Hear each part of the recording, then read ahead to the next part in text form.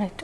నవోదయ్ గారు, ఇప్పుడు గతంలో కరోనా వైరస్ 2019 జాన్లోనే ఎంటర్ అయింది, ఇప్పుడు కూడా వైరస్ జాన్లోనే ఎంటర్ అయింది, అంటే ఏమైనా సంబంధం ఉందంటారా? దీన్ని ఎలా చూడొచ్చు?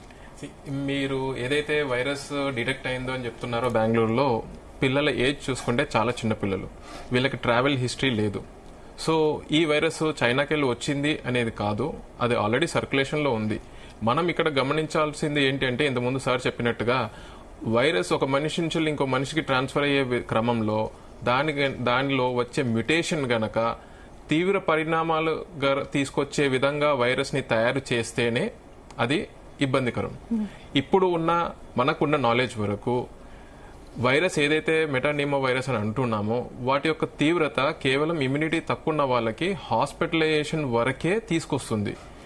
డెత్ అనేది తెలియాలి అంటే టైం గడుస్తున్న కొద్దీ ఈ వైరస్ అంత తీవ్రత చెందుతుందా అంటే ఏంటి? ఇప్పుడు చైనాలో వచ్చిన వైరస్ తీవ్రత, డెత్ ఎక్కువగా ఉందా ఏంటి అక్కడ సిచ్యువేషన్? అక్కడ ఉన్న వైరస్ ఏదైతే ఉంటుందో స్ప్రెడబిలిటీ ఎక్కువ ఉంది. అంటే ఒకే పేషెంట్ నుంచి చాలా మందికి స్ప్రెడ్ అవుతుంది కాబట్టి, చాలా మందికి ఒకే సిమ్టమ్స్ కనిపిస్తున్నాయి కాబట్టి అక్కడ అప్రమత్తం అవుతున్నారు.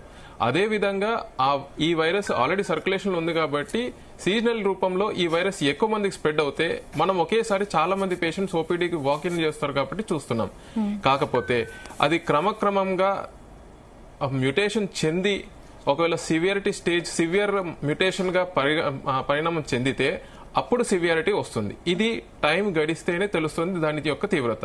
ప్రస్తుతానికి ఆ వైరస్ సర్క్యులేషన్ లో ఉంది, దాని సిమ్టమ్స్ మైల్డ్ గా ఉంటాయి కాబట్టి సిమ్టమేటిక్ ట్రీట్మెంట్ తీసుకొని ఇమ్యూనిటీ ఇంప్రూవ్ చేసుకోవడానికి తగిన జాగ్రత్తలు వహిస్తూ బయట వెళ్ళినప్పుడు జాగ్రత్తలు వహిస్తే మనకి ఆ ఇన్ఫెక్షన్ యొక్క తీవ్రత చాలా తక్కువగా ఉంటుంది.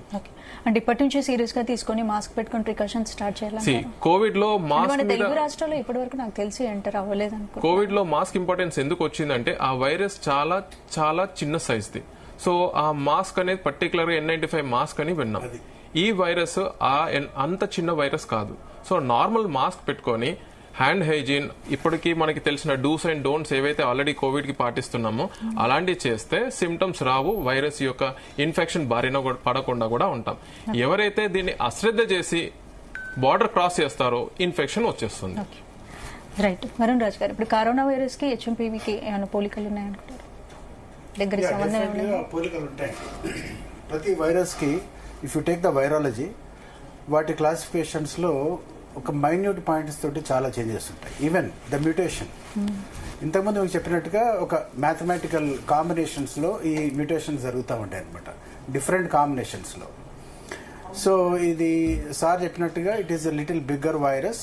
అంటే వైరస్ లో కూడా చాలా సైజెస్ ఉంటాయి, స్మాలెస్ట్ ఉంటాయి అండ్ లార్జెస్ట్ కూడా ఉంటాయి. అంటే లార్జెస్ట్ వైరస్ వల్ల ఏమైనా ఎఫెక్ట్ ఎక్కువగా ఉండే ఛాన్స్ ఉంటుంది? ఎఫెక్ట్ ఏ వైరస్ అయినా కూడా మన బాడీలో ఒకటే ఇమ్యూనిటీ ని రియాక్షన్ ఇస్తుంది అనమాట. సో మన ఇమ్యూనిటీ అనేది సరిగ్గా ఉంటే ఏ వైరస్ వచ్చినా కూడా definitely it is going to be very effective అనమాట. అంటే ఆ ఇమ్యూనిటీ సరిగ్గా ఉండాలి. ఈ వక్తలందరూ చెప్పినట్టుగా ఈ రిస్క్ అంటే ఎవరైతే ససెప్టబుల్ క్యాండిడేట్స్ ఉంటారో, చిన్నపిల్లలు కానివ్వండి, వృద్ధులు కానివ్వండి, and what ever they set, వాళ్ళు చాలా ప్రికాషనరీ ఉండి అండ్ ఇమ్మీడియట్ గా వాళ్ళు సిమ్టమ్స్ ని గ్రహించి అండ్ త్వరగా హాస్పిటల్స్ లో ఈ స్పెషలిస్టులు వాళ్ళతో చూయించుకొని ఆ టెస్టులు చేయించుకొని, it is always very important at the beginning stage. This is called as damage control. Damage control అంటే మొత్తం లోపలికి ఎక్కిన తర్వాత ఇమ్యూనిటీని మొత్తం డ్యామేజ్ చేసిన తర్వాత మీరు ఎన్ని పెద్ద పెద్ద యాంటీబయాటిక్స్ ఇచ్చినా, ఎంత ఆక్సిజన్ పెట్టినా, ఎంత ఐసీయూలో పెట్టినా కూడా మ్యాజిక్స్ అయితే కావు. ఆల్వేస్ బిగినింగ్ స్టేజ్ లోనే మనం చూసుకోవాలి. ఈ identification of all the symptoms are like any flu or common cold. ఇప్పుడు ఈ జనవరి, ఈ సీజన్ లో డిసెంబర్ జనవరిలో వచ్చేటటువంటి కామన్ కోల్డ్ వాటి లక్షణాలతోటే ఉంటుంది. ఇది సపరేట్ గా ఒక పర్టికులర్ గా వేరే రకమైనటువంటి సిమ్టమ్స్ లాగే ఉండదు. అప్పర్ రెస్పిరేటరీ ట్రాక్ట్ ఇన్ఫెక్షన్ ఇది ఇప్పుడు లేదు, కొన్ని డికేడ్స్ నుంచి ఉంది. అండ్ డెఫినెట్ గా ససెప్టబుల్ క్యాండిడేట్స్ వాళ్ళు ప్రికాషన్ తీసుకోవాలి. ఇంట్లో ఉన్న వాళ్ళు కూడా definitely they have to watch their elderly people, they have to watch their kids. And ఒకవేళ ఏదైనా ఉంటే వెంటనే వాళ్ళు స్పెషలిస్టులు. అంటే ఎందుకు ఏం చెప్తారు జగన్నాథ్ గారు? ఇప్పుడు మీరు వరుణ్ రాజ్ గారు, ప్రతి వైరస్ చైనా నుంచే ఎందుకు? ఇంతకుముందు ప్రపంచ దేశాలు కూడా కొంత డౌట్ పెట్టాయి, చైనా నుంచే ఎందుకు వస్తుంది, ఏం చేస్తున్నారని. ఇప్పుడు కరోనా చూసాము, ఇప్పుడు హెచ్ఎంపీవి కూడా అక్కడ నుంచి వస్తున్నారు. మీ ఒపీనియన్ ఏంటి? నిజంగా చెప్పాలంటే సైకాలజీలో ఒకటి పెద్ద ఫ్యాక్ట్ ఒకటి ఉంది. ఏదైతే మనకు మెమరీలో గట్టిగా ఇంపాక్ట్ తగులుతుందో ఫస్ట్ ఆ ఇంపాక్ట్ని మనం మర్చిపోం అనమాట.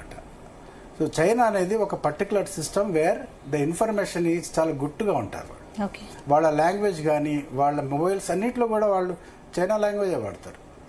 సో అక్కడి నుంచి లీక్ అయ్యేటటువంటి అవకాశం లేదు. ఒకవేళ కామన్ ఇంగ్లీష్ అయితే దాని అందరికీ ఈజీగా డేటా వస్తుంది, సైంటిఫిక్ డేటా, ఎంతమంది అని. ఇప్పుడు మనకు టీవీలో చూసేటటువంటి ఫొటోస్ కూడా అన్ని కోవిడ్ ఫొటోస్ మాత్రం చూపిస్తున్నారు.